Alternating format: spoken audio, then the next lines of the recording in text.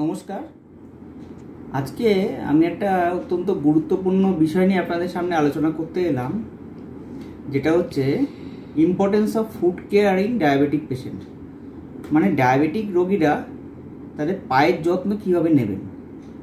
ইদানিংকালে দেখছি অনেক পেশেন্টই আমার কাছে আসছেন চেম্বারে, এবং তারা হাসপাতালেও কয়েকজন ভর্তি হচ্ছেন ডায়াবেটিক ফুড আলসারে আক্রান্ত হয়ে। তাই বলতে এলাম যে রোগটা কেন হয় এবং এই রোগটার ব্যাপকতা সম্পর্কে।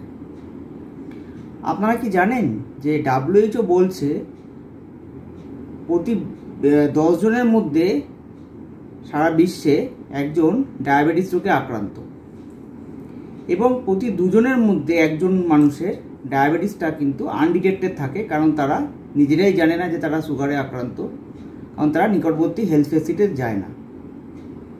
এবং ICMR ডাটা বলছে যে সারা বিশ্বে প্রতি বছর 15 লক্ষ মানুষের মৃত্যু হয় ডায়াবেটিস রোগজনিত বিভিন্ন কমপ্লিকেশনের কারণে। এই ডায়াবেটিসের বিভিন্ন কমপ্লিকেশনের মধ্যে একটা হলো ডায়াবেটিক ফুট আলসার। এটার মেন কারণ হচ্ছে ডায়াবেটিক নিউরোপ্যাথি। তাহলে এবার আসি ডায়াবেটিক নিউরোপ্যাথি কেন হয়। প্রথম যেটা নিয়ে আলোচনা করব সেটা হচ্ছে ডায়াবেটিক সেন্সরি নিউরোপ্যাথি।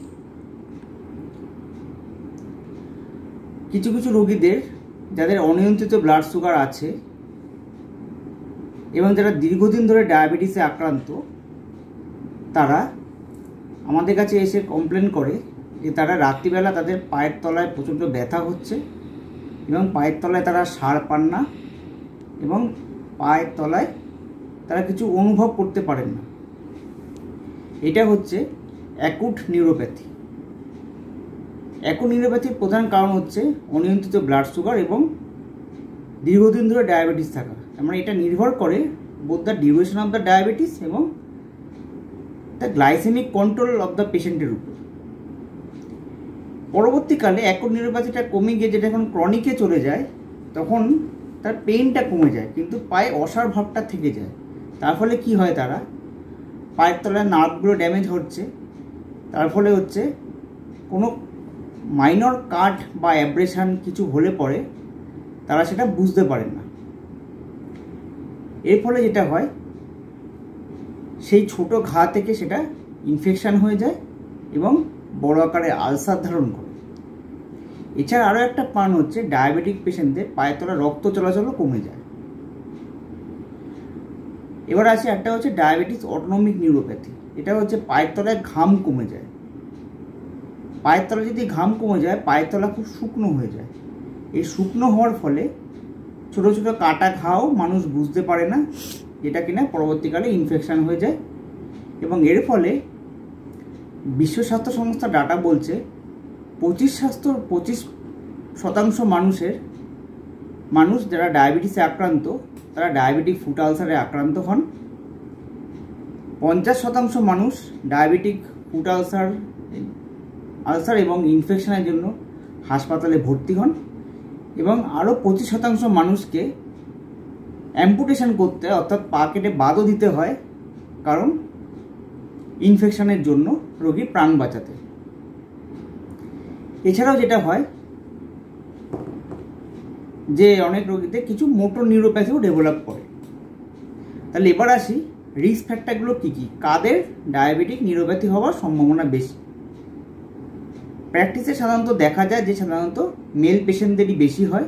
তার মানে এমন নয় যে ফিমেলদের হবে না, কারণ মেল পেশেন্টরা ডায়াবেটিক নিউরোপ্যাথিতে আক্রান্ত হন, ডায়াবেটিক ফুট আলসার রোগে, যাদের অনিয়ন্ত্রিত ব্লাড সুগার আছে এবং যাদের ব্লাড সুগার মানে আবার ডায়াবেটিস অনেক দিন ধরে ডায়াবেটিক, যাদের 10 বছরের বেশি ডায়াবেটিক, এবং যাদের ডায়াবেটিক নিউরোপ্যাথির সাথে ডায়াবেটিক রেটিনোপ্যাথিও আছে, এবং যাদের ডায়াবেটিক নেফ্রোপ্যাথি থেকে যারা কিডনি ডিজিজে আক্রান্ত হয়েছেন, এবং যে সমস্ত রোগীদের ডায়ালিসিস চলে, যারা এন্ড স্টেজ রেনাল ডিজিজে চলে গেছেন, সে সমস্ত রোগীরা ডায়াবেটিক নিউরোপ্যাথিতে আক্রান্ত হন। এবং যারা স্মোক করেন, যারা স্মোকার, ধূমপায়ী, এবং যাদের কিনা পেরিফেরাল আর্টেরিয়াল ডিজিজ থাকে, অর্থাৎ পায়ের পালস কমে যায়, যে সমস্ত রোগীদের, তারাও আক্রান্ত হন। এছাড়া পায়ের তলায় কোনো লার্জ ক্যালাস বা কর্ন থাকলে, যেটাকে আমরা বাংলা ভাষায় কড়া বলি, সেটাও পরবর্তীকালে আলসারেট করে গিয়ে এটা একটা ইনফেকশন হয়ে যায়। তাহলে এবার আসি আপনারা কি করে পায়ের যত্ন নেবেন। প্রথমেই আমি সমস্ত রোগীদেরই বলবো, আমার পেশেন্টদেরও বলি যে আপনারা কেউ খালি পায়ে হাঁটবেন না। যে প্রফেশনেই থাকুন, খালি পায়ে কখনো বাইরে যাবেন না। নরম সোলের জুতো পরবেন এবং প্রতিদিন কাজ থেকে ফিরে সাবান জল দিয়ে পা ভালো করে ধোবেন এবং পা শুকনো রাখবেন। পা ধোয়ার পর পায়ে ময়েশ্চারাইজার মাখবেন এবং পায়েটা জেন্টেল ম্যাসাজ করবেন এবং নিজেরা পায়ে লক্ষ্য রাখবেন তাদের মধ্যে পায়ে কোনো কাটা ঘা বা কিছু মাইনর কাট অ্যাব্রেশন, ব্রেক্স, আলসারেশন কিছু আছে কিনা।